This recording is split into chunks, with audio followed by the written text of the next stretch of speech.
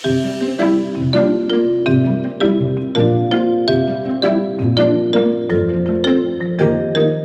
welcome to Transform Gov, the digital government podcast. I'm your host, Maeve Neefsey. So, cyber attacks on government agencies and public sector services have surged. In fact, there's a report that said a massive 40% increase globally in attacks from March to May 2023. So, it's not going away anywhere. And with national security under threat, including stolen health records, attacks on energy infrastructure, and even the US Defense Department being hacked, we invited Patricia Shields, CEO and co-founder of Cybersecurity Labs, to shed some light on how even the smallest public sector organisation, and the bigger, of course, can be prepared or prepare themselves and respond to attacks.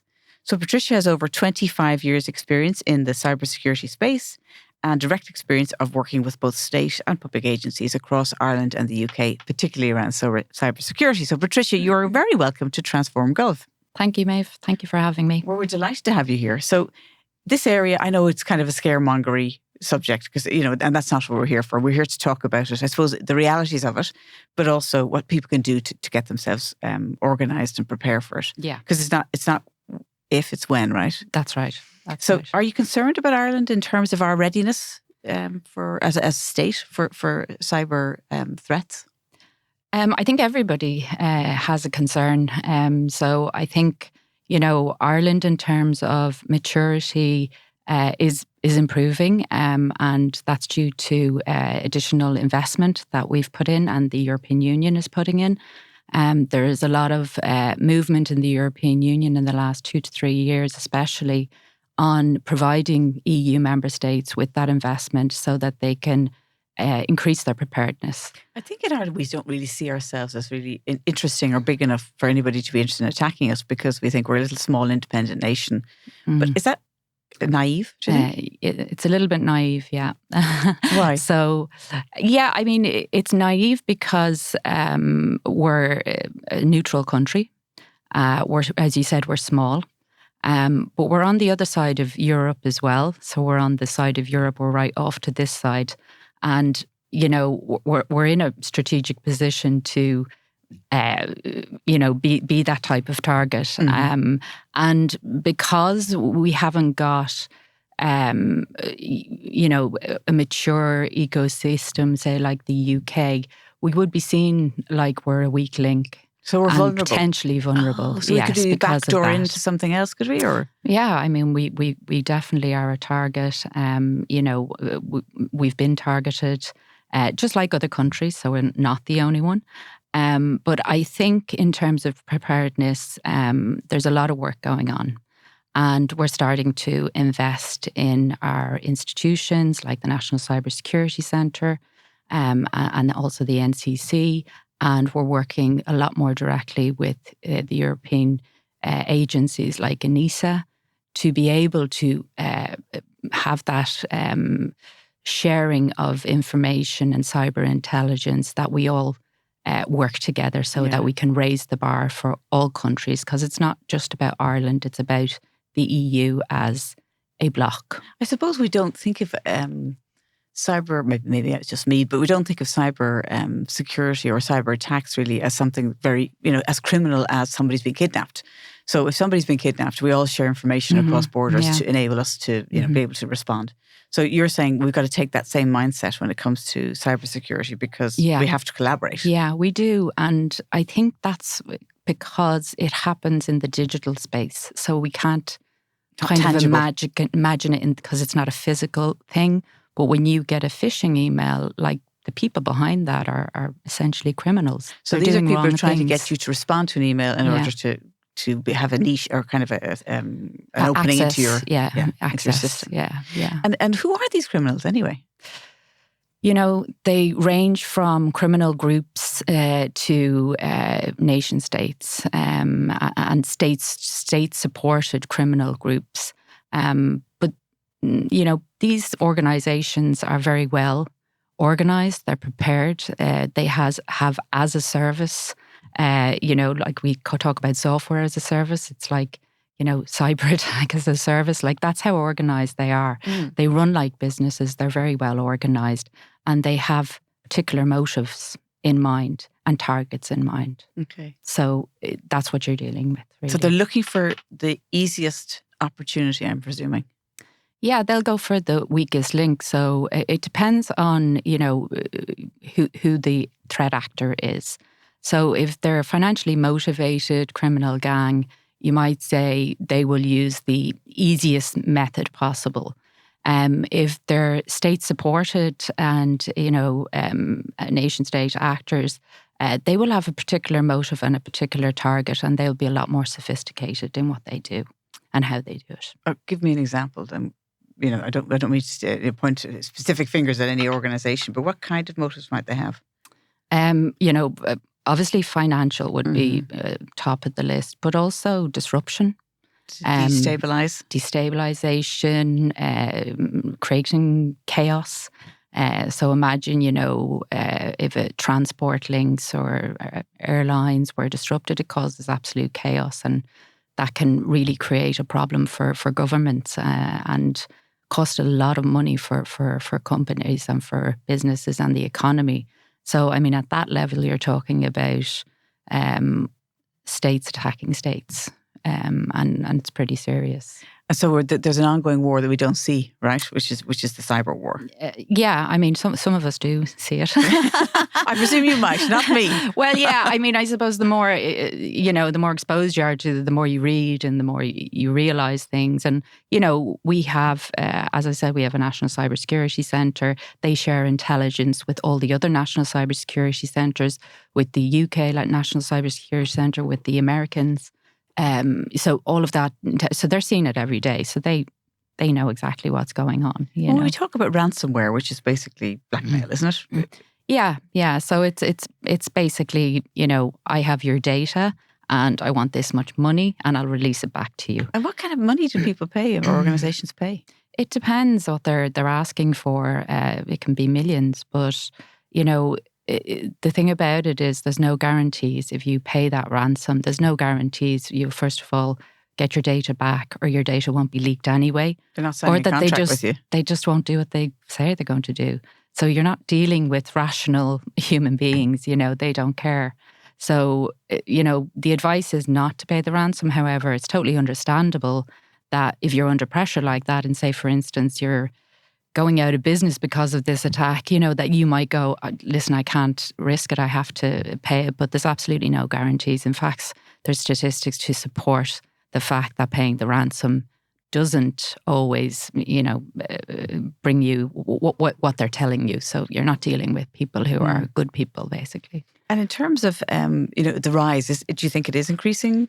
It is, yeah. Okay. Yeah. So, ransomware, social engineering, including things like phishing and spear phishing and whaling and all of these. What's spear phishing and whaling? Sorry, I have no idea. So spear phishing is when you select an individual and you try and create a campaign around them. So you're very, it's like throwing a spear. Like, right.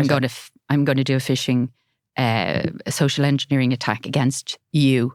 And then whaling would be for a big, important person. Okay. So that's what they call it, a whale. So you have fish, and then you have spear whales. fishing, and then you have whales.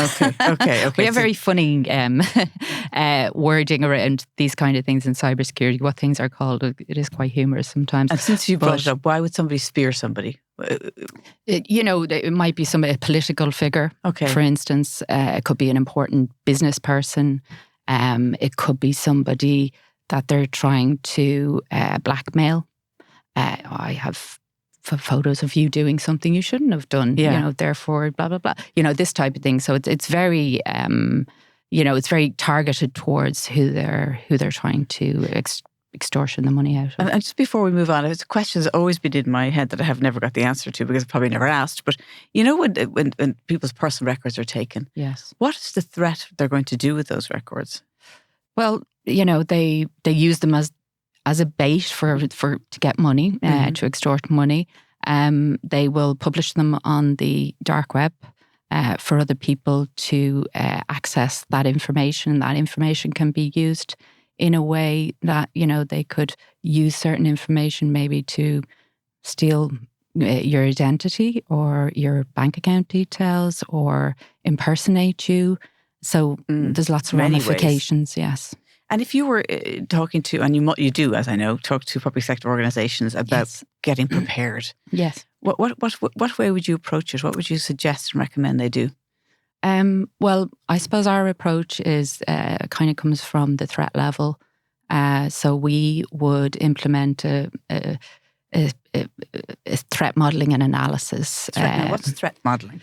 So threat modelling is actually understanding your threats and understanding who's trying to attack you, what their motivations are, what types of threats are against your particular organisation, because it depends on whether you're somebody who, is very attractive in terms of, people wanting to attack you, or maybe you're less attractive. So you have to understand your threats. And what we do is we create a thing called a digital twin. So we create a model of your environment, so your assets, your informational assets, your critical assets that you want to protect. And we model that using graphical databases. And then we overlay the threats and vulnerabilities. And that essentially gives you a model, and we use AI to then run scenarios. So we could run a scenario based on this digital twin of your environment, and we could run a scenario on a ransomware attack. So you could see potentially what's going to happen. What would the fallout be? What would the fallout be? So if they're going to, we talked about this briefly when we were getting ready for today, but if they cut the cable underneath the ocean here, I mean, how would you scenario build around that? Yeah, I mean, that's a big one because nobody really knows what would happen. It depends on which cable they cut and how many cables they cut. And that was something we were discussing. Has it happened before? It has? Yeah, it happened in the Shetlands in 2022. Now, it was never confirmed that it was a malicious attack, but it was very unusual in that cables were cut in two geographical positions. And normally if something happens to a cable, it might be marine activity. But for them to be cut in two geographical positions and at the same time, it was highly unusual. So and these are internet cables, were they? Yeah, internet cables. I mean, there's lots of cables down there. Yeah. And what's happening now is NATO have got involved and they're mapping all of the cables, the undersea cables, and working with all of the countries, EU included, to come up with plans to protect them, because they know that if enough cables were cut, and that could cut off connectivity globally to countries, and it would be very severe because what we depend on is that connectivity. So that's a real serious one. Now you would have to model that if you had the information that NATO are collecting. So, what we do is more on an organizational level. So we go into an organization and we say, show me what you have. What are your critical assets? What's your network diagram? Let's model that. Then let's run this scenario using kind of an AI to help us. And then what you get from that is your risks. So then you understand your risks. But I'm guessing you find out from the organization, or you work with them, to say, look, why would anybody want to attack you? Yeah. I mean, we know from threat landscapes reports, there's loads of them. A good one is ANISA. So they do threat landscape reports in general for each year, but they also do them on particular things like supply chain attacks or ransomware attacks. So, I mean, we know a lot about the threat actors and what sectors are under threat. Okay, that are more attractive. Reasons. Public administration is number one. Healthcare is in there. Transport is in there. Manufacturing. So they know all of this information. It's all freely available. So we use this cyber intelligence, and we also use. You can get cyber intelligence feeds so that you know what the threat level is. So, there might be an occasion when threat level goes up. So there's loads of these waves of attacks. And then that's a warning sign. And that's kind of what the National Cybersecurity Centres do. They warn the public sector. We have an instance of there's a lot of activity here in ransomware. You need to be careful, and so on and so forth. So all that information sharing is what feeds what are the threats, what's the threat level, and therefore, we need to be prepared. Yeah. So the other side of it is, as we said before, it's not if, it's when. So you have to prepare, you have to have an incident response plan. You have to practice that plan. So it's like having a fire drill. So, everybody knows what a fire drill is. And the more fire drills we have, the more prepared we are if the fire happens. It's the exact same with cybersecurity. You have to practice those plans and make sure that there's exercises that the staff members that are involved know what to do. Because what happens, unfortunately, a lot of the time is because there's not well-practiced plans. Nobody knows what to do. We don't know who to call. It's a bit of chaos and it doesn't work very well. So the more you practice those plans, the better you'll be able to recover, and the better you will be able to deal with things like communication and PR as well. So actually saying, listen, we have been attacked, and media, all of that kind of thing. Yeah. So you practice all of that.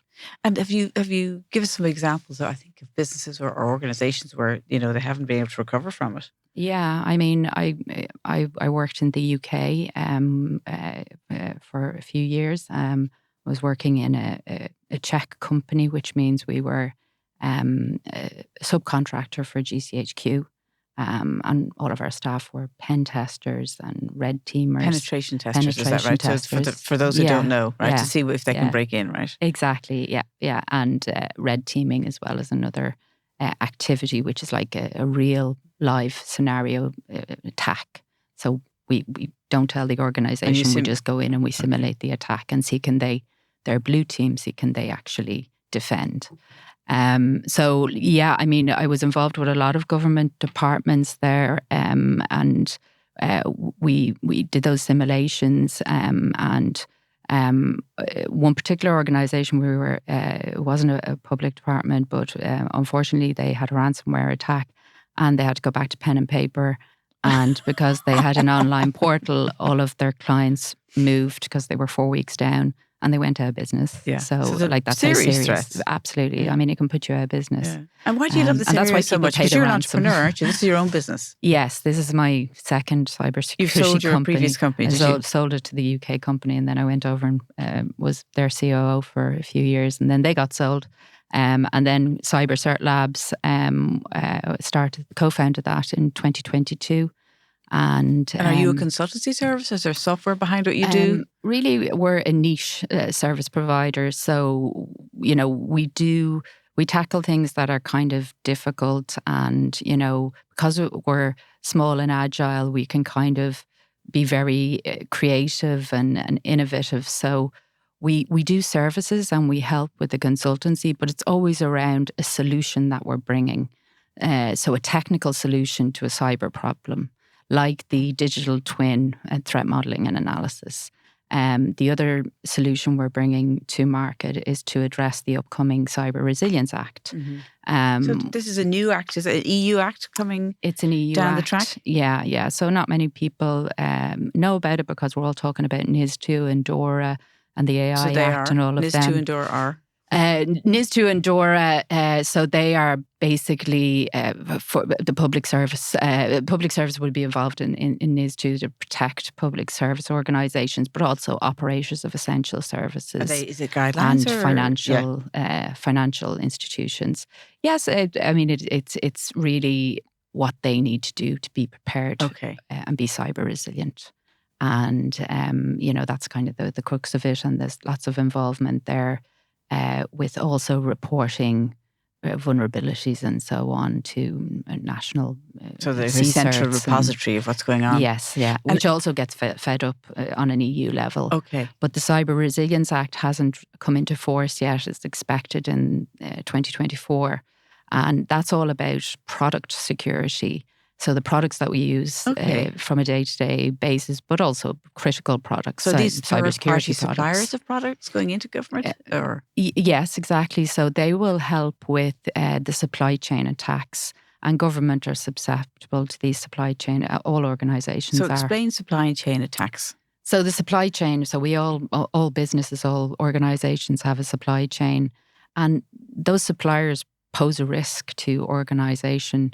So if there's a vulnerability in a product or a service that an organisation is utilising, it can have implications for that organisation as well. So usually the organisation is is infiltrated, but so is the supplier, and then that can go through the whole So I'm going to make supply something chain. up. Let's say you buy a CCTV camera for your I don't know, your Irish Rail yard. Yes. And then that information could be hacked. Is that what you mean? Yeah, and they could infiltrate the organisation Irish Rail, for instance. I'm picking on them, but yes. So like it's like something that will affect the supply chain of an organisation. Okay. So that's why, like in NIS2 and DORA, ICT providers, third-party providers are going to be monitored much, which is much this closer, and also audited and all of this other stuff. But the Cyber Resilience Act is kind of to fill a gap where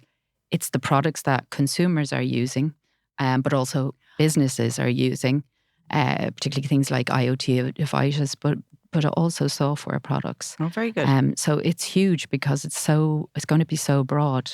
It's a horizontal legislation. So NIS2 and DORA, they're vertical legislations. They're focused on certain sectors. This is horizontal, so it's going to affect everybody. Anybody who supplies government is going to have to comply with the Cyber Resilience Act, or is it some sort of certification? Or anybody who is developing products with digital elements, hardware or software or a mixture of both. So you can imagine how big that is, like so many companies. And what really it says is that the CE mark that we all know, which is a safety mark for, toasters and electronic goods and toys, the CE mark will have to be applied to products with digital services for cybersecurity. Okay. And you can't apply it unless you have gone through the requirements of what they're asking you to do, which is to make your product more secure. Because we know that there's an awful lot of products released and there are known vulnerabilities in them and they are not secured by default. IoT devices, home devices, business devices. I mean, the things that are listening to us. Yes, actually. Even like Wi-Fi access points. When you buy one and you put it in your home, a lot of the time there's no password or there's a very weak password on it. And it's kind of left to the consumer to go and make it more secure. And what they're saying is, no, that's not right. It should be secured by default so that people can start using it and not have to worry about the security. That's on the manufacturer. It's not on the consumer. So that's kind of where they're going with this is, no, you can't release products that have vulnerabilities and have very weak security. That's not right. And you can't put that responsibility on the consumer. Okay. So whether it's they going to be have a business far-reaching or implications. Huge, then. yeah. And when will absolutely. it start to be implemented? So they, because of the European elections, it got delayed. It was supposed to be March, but they're kind of saying in and around October, but we really don't know. But I'd say it would be by the end of the year. Okay. It'll come into force, but there will be a 3-year transition period for people to give people comply. a chance to catch up. Absolutely. I'm just imagining scenarios where, if you think about some of the Cabinet Office meetings and if there's a television in there that's IoT or internet connected, it could be hacked and picking up what's going on. These are where these little weaknesses put the onus come in. on the product maker. Yeah, exactly, right. And it's to fill that gap that maybe NIS2 and DORA don't. But then, government departments that build product or banks that build product may also be in scope for this. So they might have to do the Cyber Resilience Act as well. Okay. So any manufacturer who builds software or hardware products with digital elements that have a connection to a device or the internet.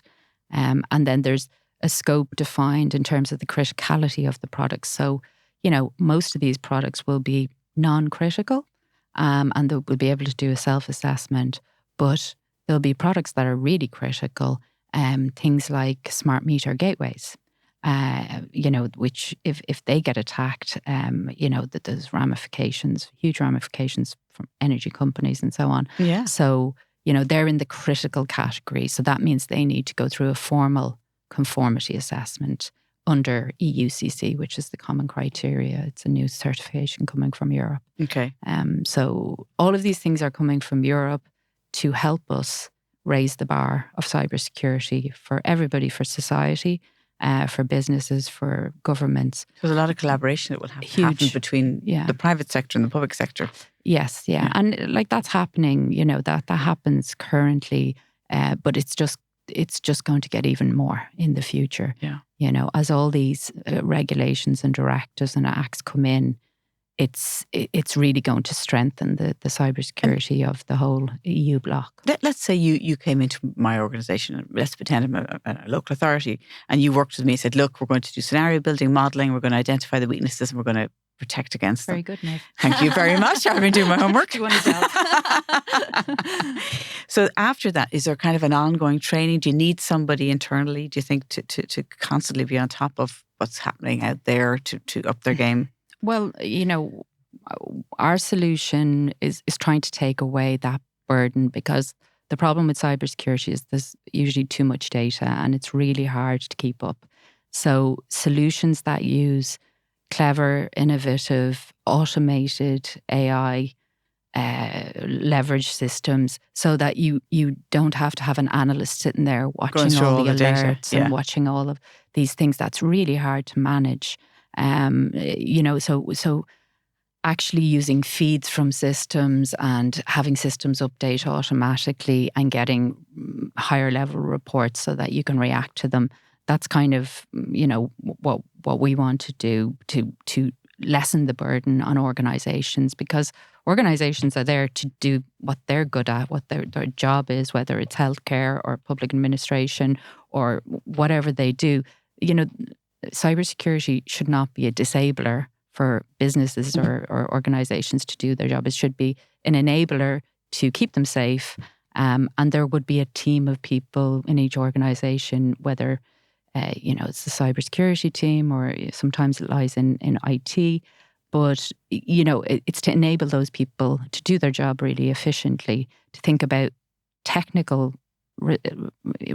ways to respond to some of these problems. Because when we hear in the media, you know, oh, so-and-so was attacked, you know, whatever it happens. We all know the health ones like the NHS and HSE. There's almost it's their fault. Yes. But actually, I don't think that's really, it's not that simple, is it? It's not that simple, but I'd say there's been kind of a lack of investment in actually getting, you know, their technology up to scratch. I mean, the other thing about the Cyber Resilience Act is it says that you can't put a product in an environment that it's not meant for. So I can't put a Windows 10 machine in a military environment because it wasn't made for that purpose. It's not secure enough.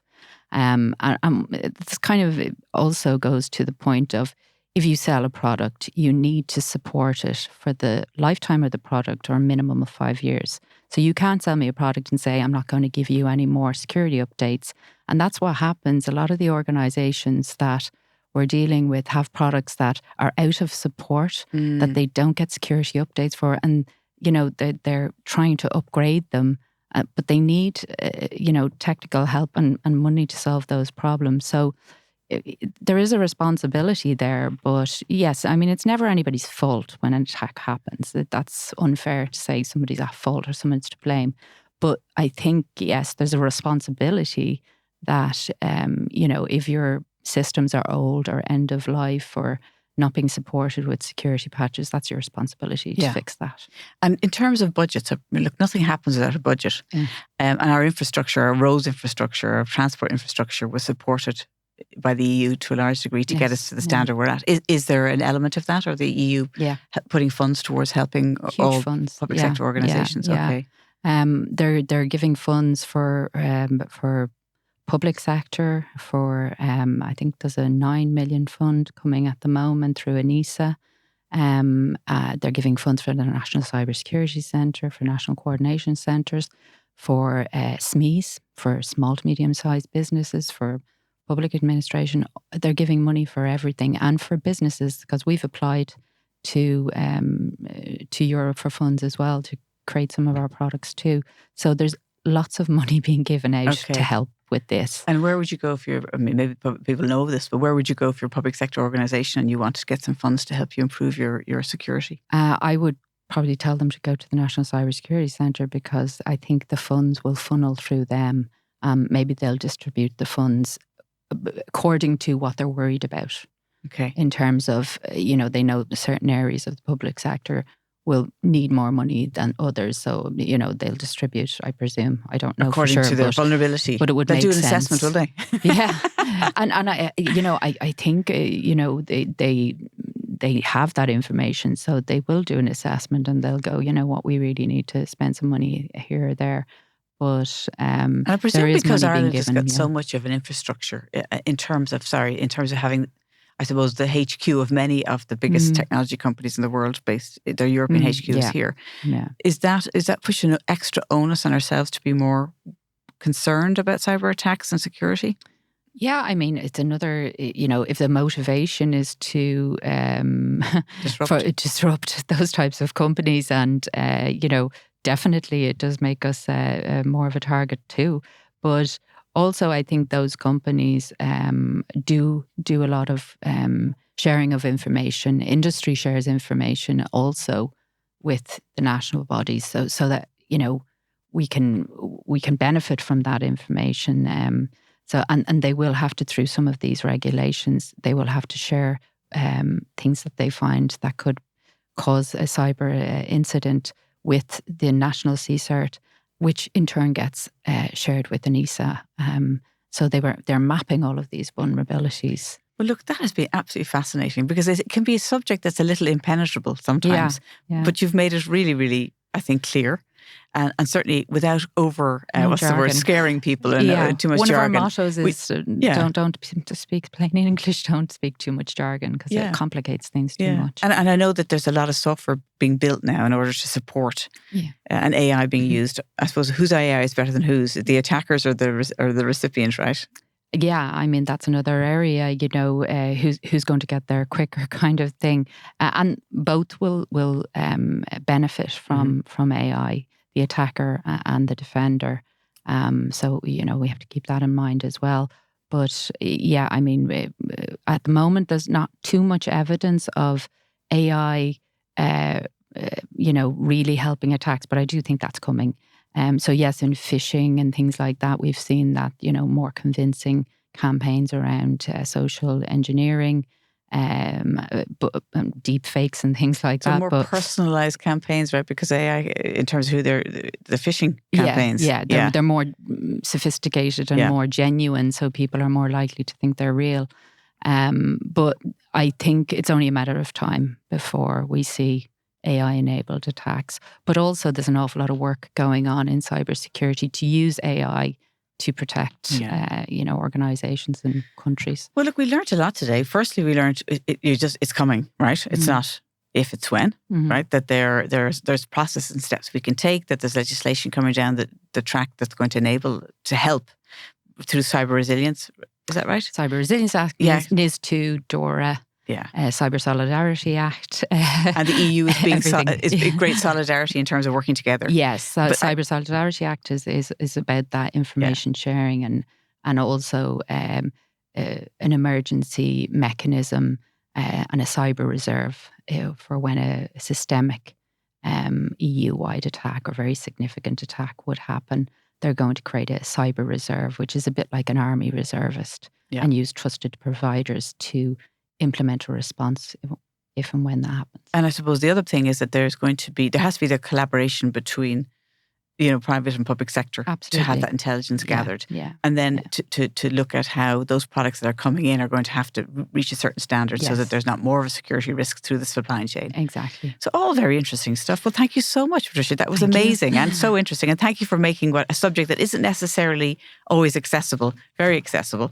And I just want to thank you. And then I want to thank the team here. So our producer, which is Conal O'Moran, our studio manager, Peter Rice, our engineers, Lee Brennan and Luke Delaney. And of course, thank you to South Dublin Podcast Studio. Thank you very much. Thank you, Maeve.